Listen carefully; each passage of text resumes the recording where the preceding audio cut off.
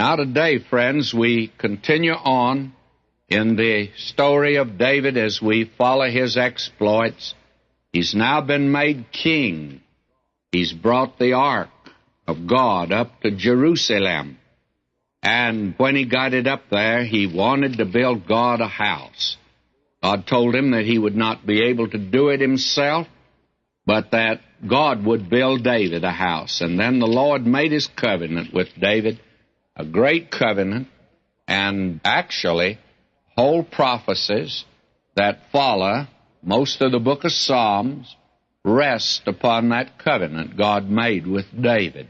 The kingdom is the kingdom that you find here in that 7th chapter of 2 Samuel. And so we come now to the 8th chapter, and we see David now being fully established in the kingdom. And I want to begin reading here at verse 1. After this, that is, after God made his covenant with David, it came to pass that David smote the Philistines and subdued them. And we find that he had a great victory over them. They were the perpetual and inveterate enemies of Israel. And David drove them back, not only out of the land of Israel, but drove them even beyond their own borders and enlarged his own borders because they were in a great section of that land, especially the second section, that is, southern part. Now in verse 4 I read, and David took from him. This is the king of Zobah. He had a border that went as far as the river Euphrates.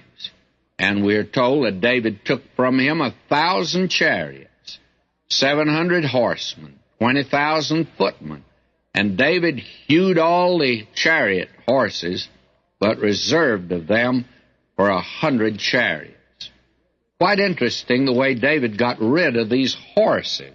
We were told back in Deuteronomy, God made a rule for the kings. One of the rules was just simply this: he's not to multiply horses. It's also interesting to note he was not to multiply horses or wives. David multiplied wives. And we find that Solomon multiplied both horses and wives. But David apparently here is attempting to follow the Lord in this particular matter. Now, I'm not going into any more detail in this chapter. For those of you who like to explore new areas, new land, you'd enjoy taking this chapter and seeing the different areas in which David moved. He enlarged the borders of Israel. Now he extended them in the south. He extended them to the east in the land of the Moabites.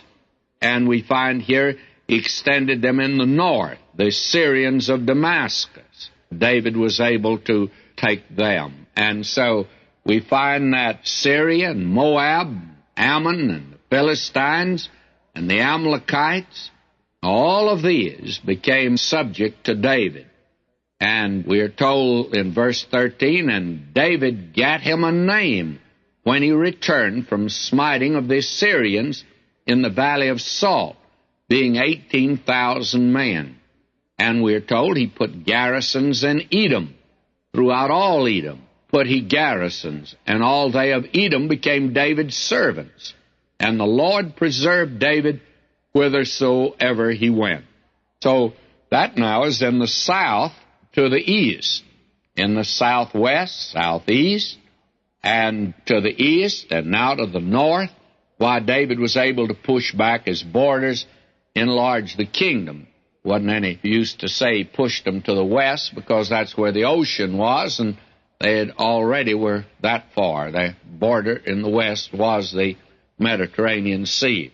Now we're told in verse 15, and David reigned over all Israel, and David executed judgment and justice unto all his people. David was noted for that. We find that there's a tremendous now expansion and extension of the kingdom. And David now actually brought the kingdom to its zenith. and made it really a world power in that day that would correspond to the other kingdoms